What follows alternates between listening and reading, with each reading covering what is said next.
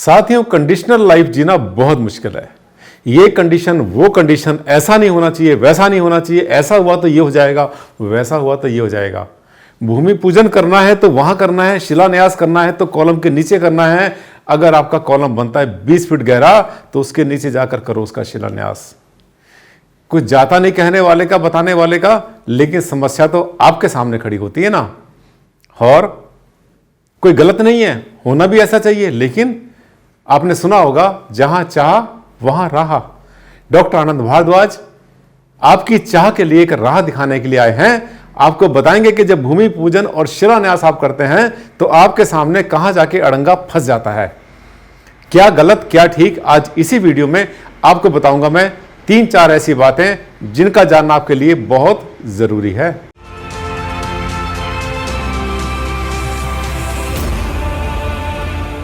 साथियों, हमारे किसी चाहने वाले ने लिखा हमें कि सर हमें ये बताया हमारे पंडित जी ने कि जो आपने शिलान्यास करना है वो अपने कॉलम के नीचे ही करना है और कहीं पर नहीं करना।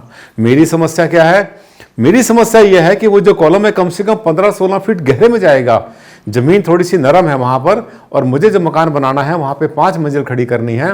वो कॉलम बहुत गहरे में जाएगा, वहां पर जाकर के मैं उसका शिलान्यास कैसे करूं सर? लेडीज भी जाएंगे, बच्चे जाएंगे, बड़े बूढ़े जाएंगे, इतनी गहराई में कहां पहुंचूं? समय में मेरे पास में नहीं है, कुछ निदान करो। नमस्कार साथियों, मैं हूं डॉक्टर आनंद भारद्वाज, आपका जाना पहचाना वास्तु कंसल्टेंट। और आज मैं आपकी समस्या का हल लेकर आया हूं, एक ऐसी समस्या का जो आपके लिए समस्या है पहाड़ जितनी। कहते सर इतनी बड़ी समस्या कैसे हल होगी? समस्या क्या है कि जो आपने कॉलम बनाना है, कॉलम की गहराई बहुत गहरे में जाएगी, और जो आपने वहां पर शिलान्यास करना है, जो उसकी पूजा करनी है, आपने नहीं पूजा करनी है, वो किसी ने बता दिया पंडित जी ने कि वहीं पर होगी जहां पर आपका कॉलम बनेगा। कॉलम के नीचे आपने पूजा करनी है।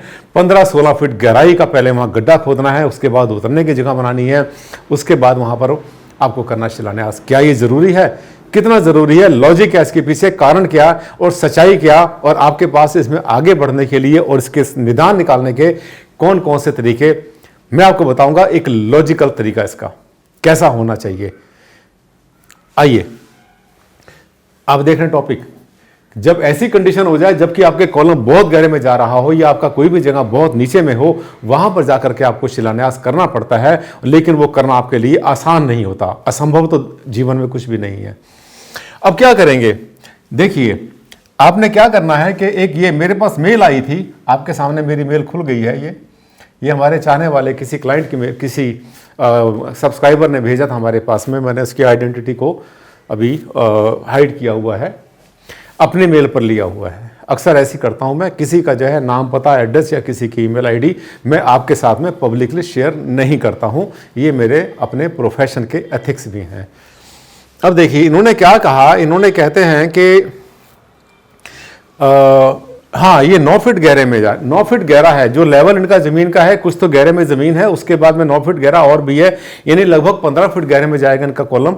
वहां पर इनको शिलान्यास करना होगा।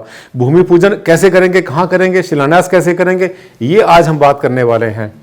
देखिए क्या होता क्या है कि कॉलम तो बनते ही हैं, हर घर में आजकल कॉलम बनते हैं। बिना कॉलम के आमतौर पे बिल्डिंग नहीं बनती। अगर आपने ऊंची बिल्डिंग बनानी हो, छोटे एक आध कमरे तो बन जाते हैं बिना कॉलम के। तो ये जो कॉलम होते हैं, आपको बताएं कि ये बिल्डिंग की ऊंचाई के हिसाब से, साइज के हिसाब से इनकी गहराई होती है। ये कभी कभी 5 feet, 8 feet, 10 feet, 15 feet, 20-20, 25-25 feet जो है गहरे चले जाते हैं। यहाँ तक कि आपने जो सरकारी पुल देखे हैं बने हुए, वो और गहरे चले जाते हैं। दलदल जहाँ पर नीचे जो है जमीन बहुत ज़्यादा नरम आती है, उसको ध्यान में रखकर भी इनको बनाया जाता है।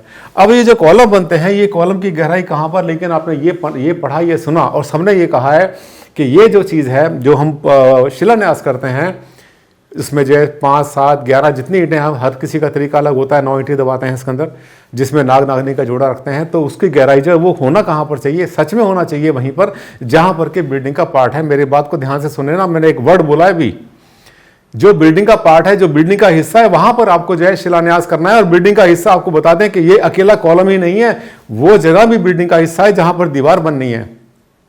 आपने बड़ी बड़ी जगहों पर क्या शिलान्यास होते देखा है? आपने वहां पर शिलान्यास का आपने देखा है, एक बहुत बड़ा सारा वहां पर एक ईंटों का एक ब्लॉक बनाते हैं, एक बोर्ड बनाते हैं जिसके ऊपर लिखा जाता है कि इसका शिलान्यास उस व्यक्ति ने, वीआईपी ने या किसी मंत्री ने, मुख्यमंत्री ने या किसी प्रधानमंत्री राष्ट्रपति ने किया है। तो वो जो होता है जिस पर उसका शिलान्यास किया जाता है उसको कभी भी वहां से हटाया या हिलाया नहीं जाता। अब आपने क्या करना है कि अगर आपको जो है ऐसे कोई भूमि पूजन या शिलान्यास आपको करना है तो पहली बात तो भूमि पूजन के लिए हमने आपसे कहा था, भूमि पूजन के लिए गहराई में जाने की जरूरत नहीं है। जमीन को साफ करेंगे, प्लॉट को साफ करेंगे और दिशा के हिसाब से हमने आपको बताई थी अपनी पिछली वीडियो के अंदर कि हर 3 महीने के बाद में राहु मुख दिशा बदलती रहती है। सर्प जो है जिसको हम कल्पना करते हैं, राहु का मतलब सर्प होता है, वो हर 3 महीने के बाद अपनी दिशा बदलता है। उसके अनुसार आपने इसका भूमि पूजन और शिलान्यास करना होता है। इसके ऊपर मेरी कम से कम 15-20 वीडियो ऑलरेडी हैं, अगर आप ढूंढेंगे आपको मिल जाएंगी। आज के इस वीडियो में हम ये बताना चाह रहे हैं कि आपके सामने जब समस्या आएगी उसका हल कैसे करेंगे, समाधान कैसे करेंगे, और वो भी लॉजिकली। लॉजिकली का मतलब तर्क संगत, जिससे कोई चैलेंज नहीं कर सकता।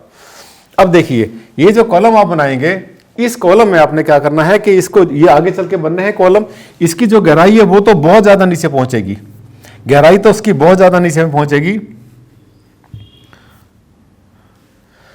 पर अब देखिए, ये दिखाता हूं आपको कॉलम, ये कॉलम है। अब देखिए, ये कॉलम है आपके सामने, ये देख रहे हैं कॉलम है, कॉलम दिख रहा है आपको। ये जो कॉलम है, इस कॉलम को हमें बहुत गहरे में लेके जाना है, बहुत गहराई में जाएगा तब जाके वहां से वो बनना शुरू होगा। लेकिन उतनी गहराई के अंदर, जितनी गहराई में हम बता रहे हैं, वहां तक जाना आपके लिए संभव नहीं है। तो आपने क्या करना है, ये देखिए, इसकी बाउंड्री वॉल भी है इस भवन की, यहाँ जो बिल्डिंग बनेगी उसके एक, ये आप देख रहे हैं बाउंड्री वॉल है। और इस बाउंड्री वॉल के बाद, इस बाउंड्री वॉल के बाद में एक अंदर भी इसके मकान बनना है जहां पर कि इसकी मेन बिल्डिंग बनेगी। ये देखिए, एक जगह ऐसी है जहां पर कि इसका जो मुख्य स्ट्रक्चर है इस बिल्डिंग का वो खड़ा होगा, यहां पे खड़ा होगा। तो ऐसे में क्या करना, आपने इसके पीछे नहीं पड़ना है कि आपको जहां पे कॉलम बनेगा, कॉलम के नीचे ही आपको शिलान्यास करना है। बिल्कुल भी जरूरी नहीं है, बिल्कुल जरूरी नहीं है। आप जो है, हमने आपसे एक सेंटेंस बोला था अभी 2 मिनट पहले कि आप उस भवन के, आपका जो मुख्य भवन है, देखिए बाउंड्री वॉल में अगर आप शिलान्यास अगर करते हैं तो ज्यादा अच्छा नहीं रहता, कोई बुराई तो उसमें भी नहीं है, लेकिन ज्यादा अच्छा रहे कि आपका जो मुख्य भवन बनेगा, जैसे एग्जांपल के लिए अभी आप देख रहे हैं कि यहाँ पर एक जो है ये भवन बना हुआ है, ये किसी का भवन बना हुआ है, इसकी जो बाउंड्री वॉल है आगे गई हुई है, यानी बाउंड्री वॉल इस भवन की आगे है। तो इस भवन की जो बिल्डिंग है, इसकी, इस बिल्डिंग के किसी भी हिस्से में, इस बिल्डिंग के किसी भी हिस्से में दिशाओं के हिसाब से आप उसमें उसका शिलान्यास कर सकते हैं। यानी इसकी दीवार में भी आप शिलान्यास कर सकते हैं।